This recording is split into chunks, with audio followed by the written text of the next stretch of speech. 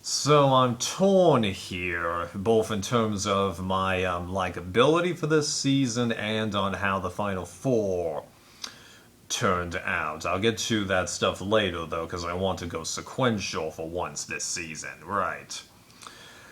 So everyone gets back after getting rid of Kellen, and Dom and Wendell are starting to think a tiny bit more about turning on each other, but at the same time recognize that there's still too many variables going on in this season for them to confidentally take one of them out, and the fact that they are pretty sure that the other one has an idol and a fake idol, right? So they realize we need to work on magic on Lowell, Seabass, and Donovan. They don't mention Angela at all, which is pretty telling, right? So then we got that Amaze challenge, and while I found it kind of odd that there were so few puzzle bags, because it seemed like there were far more colors in the maze than there were puzzle bits, I guess they just figure it's so big, we don't want to make it any more complicated than it already is. Yeah, so that was impressive. And then, the 3D puzzle, I was thinking that would be pretty tough, but then as Jeff points out, after you put in a few pieces together, it'll become obvious what this thing is. So yeah, that was interesting. And then Wendell was able to catch up to Sebastian and then take that immunity for the real this time. And I love how he especially emphasized, hey, Jeff Probst! Nice. His choices for the reward, well, they kind of make sense, but he's going to piss people off no matter what, and also you do kind of have to start thinking about your individual game at this point, especially since he's got the advantage of, oh, I've got an immunity necklace and a hidden idol, so I'm automatically made top 4, and because we know about the fire-making twist, I can't truly be voted out anymore. So he's got the right to, well, not the right, the ability to think of the game differently. So yeah, I don't totally blame him. Sure, Lowell's pissed, but someone's going to get pissed off no matter what, really. It's just how it is in this game, yeah.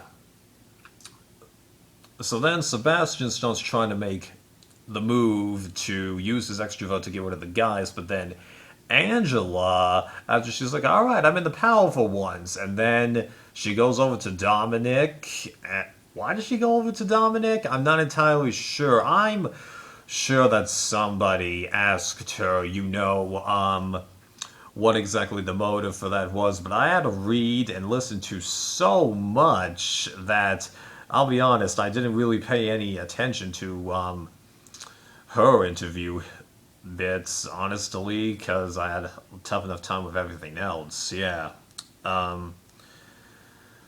So either she willingly blabs it, or Dom is able to read her like a book and get that information, and then he comes up with the idea of using the fake idol, but make it seem like it truly does still have power, and amazingly, it seems to have worked. But then again, Lowell could have gotten enough feedback back to Sebastian that he knew that he was in trouble, and he didn't even use the vote, which was kind of surprising because it doesn't seem like you have to announce that you're using the extra vote anymore. You could just walk up there, pull it out of your pocket, and then write it down, So, And I found it really interesting that Jeff mentions that we're going to see that particular parchment back again, and yet we didn't that rest of the season. So that was kind of interesting, especially since, as it turns out with Ghost Island, they didn't even smash all the urns. So what's up with that? Yeah.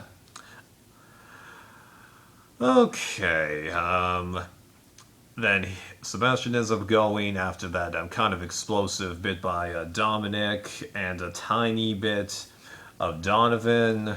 Yeah, but I wasn't that picky about it because I viewed him going the same way I viewed Jenna going, Chelsea going, and sort of Michael going right at the end. You're just getting rid of the fluff for this season, yeah. Next challenge, Wendell pulls out the victory again. No biggie there. So it's obvious that he and Dom aren't going anywhere, and that you want to keep Angela because she just sucks at these challenges. So then it becomes, okay, so do we get rid of Donovan so we don't have that unpredictableness and things are a little calmer tomorrow, or do we get rid of Laurel, who potentially could harm us, but then we got to deal with the loose cannon and the fact that we actually broke a promise to her. So in the end, they get rid of Donovan, which I was fairly glad about, because just the way that guy had been shooting himself in the foot. Now, he says that he's an honest person, and I did say that for heroes, lures, hustlers, game changers, and maybe millennials was Gen X, that honesty does seem to be the better way of how the game goes. He was not doing that right. Okay, he was just saying everything that was going on at camp and not thinking at all about the other people.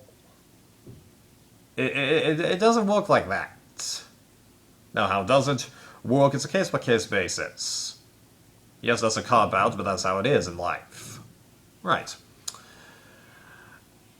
So you got rid of him, which I was glad about, because that meant that, number one, that at least one of the big guys would get to the end, and then number two, my streak of having at least a top pick get to the end also continues, because get this, out of all the times that I've done top picks, which technically goes back to HVV, but I only started admitting this in these videos with Caramone, the only time that I have done top picks and none of them have gotten to the end was Cagayan. But remember, I haven't always done top picks, because I didn't do top picks for either Blood vs. Water season or Co-Ron. Right. So I just wanted to do that, even though it was extremely obvious that once we got to the top four that those two girls had no chance of winning the game. Although one of them could have won that last challenge, because Angela, she was pretty steady on that beam, and Laurel, she's been a little surprising at the challenges. She did say that I was in the running for quite a lot of the challenges. No, I'm pretty sure that you dropped out of that keep the ball on the disc with the ropes pretty early, and I think there was one other, huh? Yeah, but anyways. So Dominic ends up, surprisingly, taking that last immunity. I'm not going to comment on what urn he chooses, although I would have gone for the Cagayan urn anyway, just because it looks the nicest. Yeah. So then he makes the move to get rid of Wendell, who is the only person that he thinks that can beat him, and then he has to choose which one of the other two has a better chance of beating him in the fire making, and then he makes the logical decision to go with Angela. But as it turns out, Wendell is able to beat her, which I had been thinking he would, and it had nothing to do with who sat where. He would have beaten her anyway, okay? They provide the exact same tools for each of those stations, and I'm sure that they deliberately positioned them in a location in Tribal Council to where they are equally, or as equally as you can get, vulnerable to the wind. Okay? It's just who sat where. It doesn't matter at this point. Okay? Unless there are, like, imperceptible differences in the smoothnesses of the flint. All things that appear to be smooth are actually much more rigid than we think. It's just so infinitesimally small that we can't see it unless we're looking at it through a microscope. And even then, you're being real picky if you do that, right? So him beating Angela, that's not a concern. I figured that the moment he got fire back after they both lost their flame, that he would win, because that's generally how it works. They both get fire lately, then they both fail to maintain it, and then whoever gets it back first ends up taking it. That seems to be how it is lately. Provided they both actually get a fire, because the other solution is just only one person gets fire. I think, ironically, Palau is the only time that it was a close race when it comes to the American fire-making tiebreaker. Maybe it's been closer in international, I don't know, right? Now, let's talk about how the fire-making twist might have changed things from how it was, how this would have normally been. And this is where it gets interesting, because had this been a normal Final Four, Dominic would have won immunity anyway. Okay, so that's obvious. Now, he would have gone for Wendell, so that's also obvious. Wendell can't vote for Dominic because he has immunity. Wendell can't vote for himself because, number one, you can't, and number two, why would you 99% of the time? So then he has to choose, is he going to vote for Angela or Laurel? Well, he's going to vote for Angela because he's got an extremely close relationship with Laurel. So that takes care of that. Angela, she can't vote for Dominic because he has immunity. She can't vote for herself because why would you? So she's got to choose between Laurel and Wendell. Well, she knows that Wendell is not going to vote for Laurel, and yes, even though she did make the comment of that Laurel is a freaking Yale graduate, Dominic would have gone to her and told her to vote for Wendell, and she probably would have figured out that Wendell wouldn't have voted for Laurel, so she votes for Laurel. She's wasting her vote, so that gets another vote for Wendell. So that just leaves Laurel, who isn't going to vote for herself or Dominic, and that's the big question of this. If it had been a regular Final Four, would she have voted for Wendell or would she have voted for Angela? And it's a real big bummer that, to my knowledge, Dalton Ross, Andrea, and Rob Sesternino didn't ask her that question. They asked her pretty much everything else that they could have, but they didn't ask her that question, which I'm really disappointed by, because get this. Had she voted for Angela in that situation, this season would have gone exactly the way it did anyway. But had she voted for Wendell, which everyone besides me seems to think that she would have, it would have been completely different. So I really wish that we could get that question answered, because that's why I'm torn with the fire-making bit, because everyone besides me argues that, once again, the eventual winner of the season would have been eliminated if this had been normal. But I'm not so sure that that would have been the case, because, as I said, if Laurel had just simply voted for Angela, everything would have been the exact same. And even then, how do we know that someone wouldn't have switched a vote at the final tribal, because it's being a 5-5 tie involving 2 people out of 3, the odds of that are pretty low, Alright, and I wasn't thinking that it was going to be a tie. I was thinking it was going to be 7-3, honestly. Why I thought that, I don't know.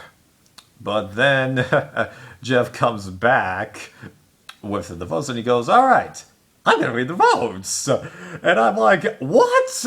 Okay, whatever. Yeah, you're taking one out. You're joking. But then he actually opens the vote, and then he turns it around, and then you see that an actual name is written there, and then you realize, oh, crap, he's not joking. He's serious.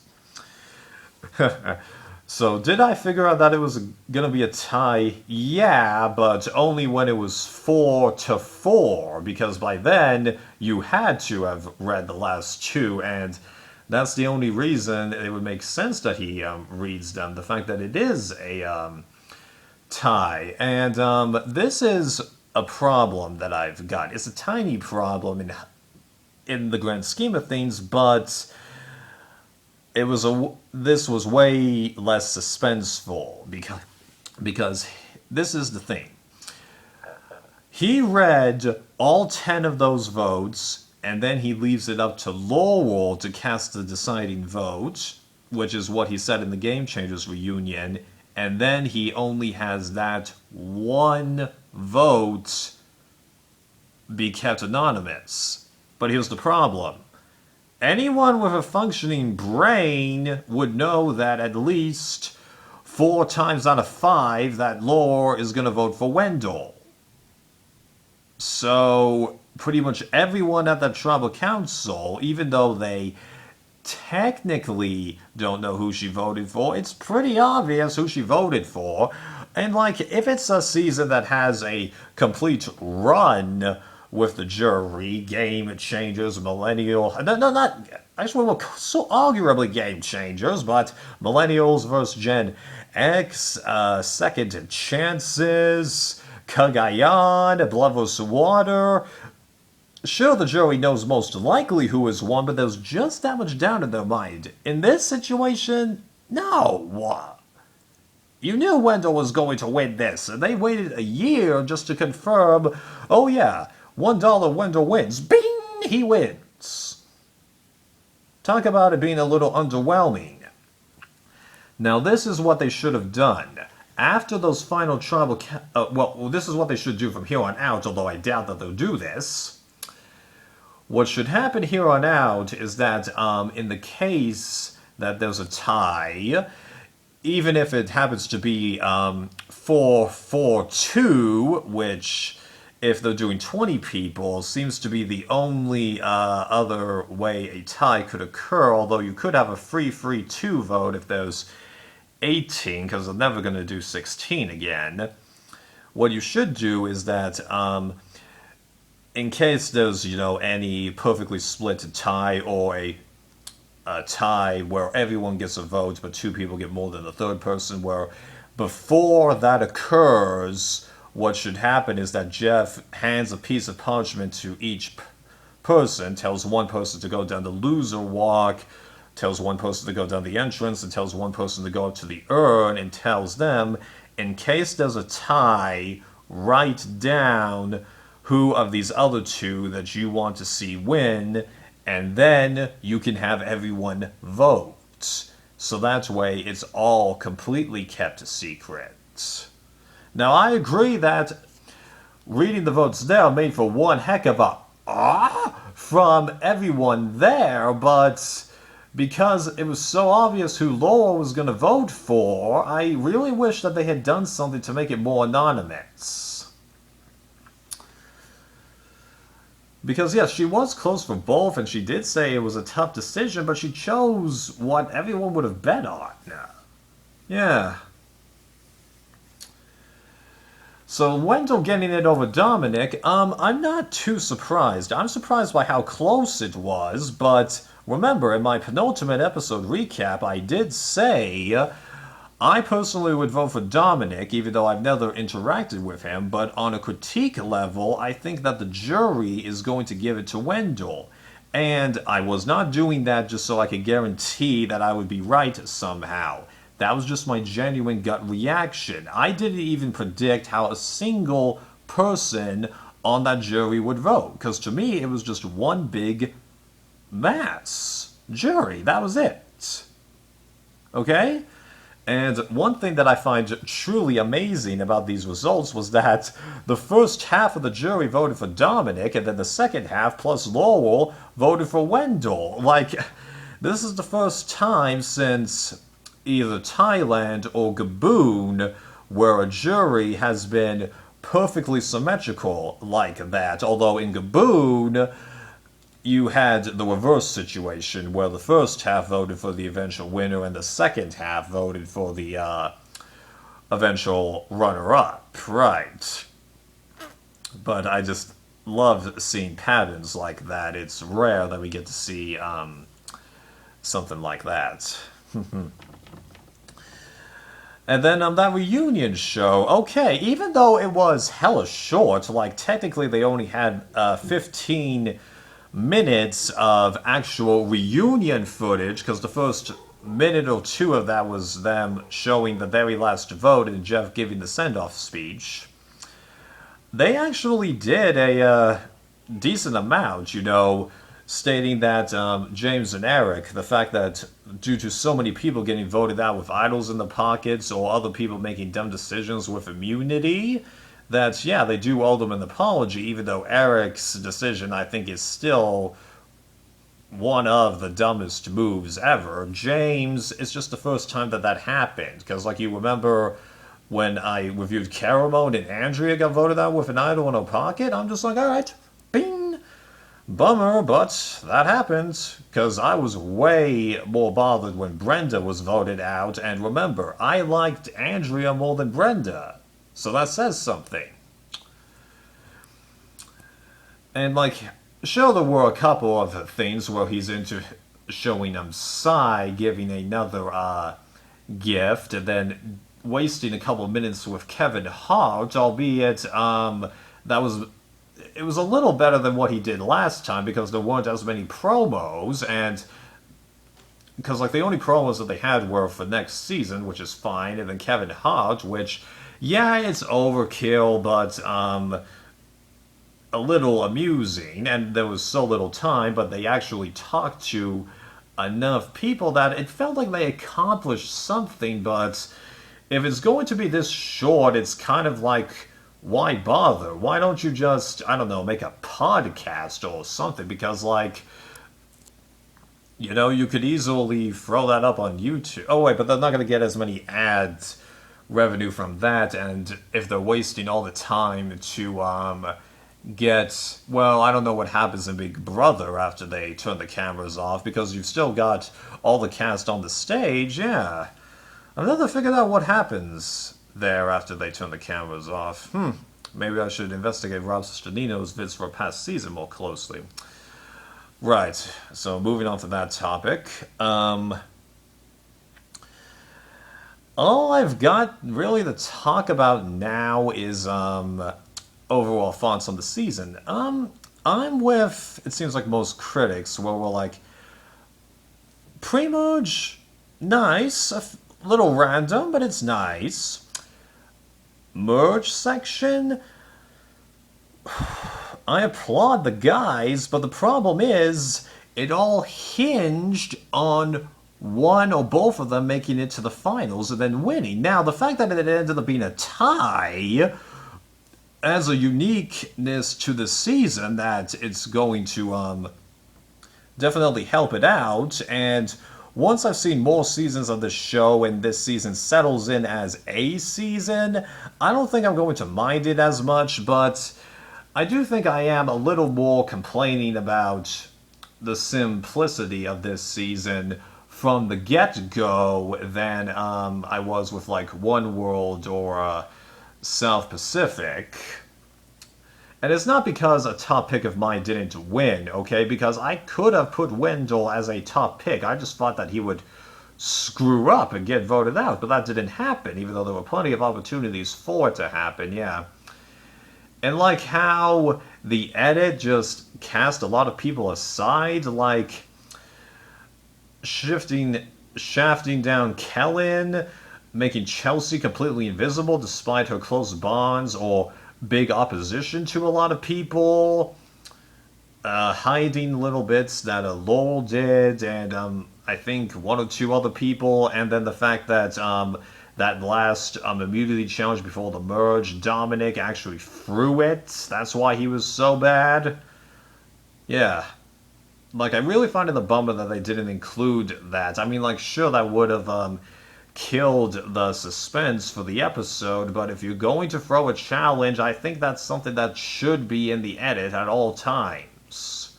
It's not so bad to have it be really obvious if you know what's actually going on there. Sure, it didn't come back to go against Dominic in the end, but it seemed like quite a lot of people figured it out. That's just not something I think that you should hide, yeah. So, like, I'm torn, because it has a somewhat big flaw, but at the same time, there's nothing, oh my god, insanely bad, because, like, if the edits had been a little better, then I wouldn't be complaining, I don't think. It's the same thing with Game Changers. You had good gameplay, but the edit just sucked, both in how obvious the winner was and the shaftiness of so many people. Yeah, just... Uh-huh.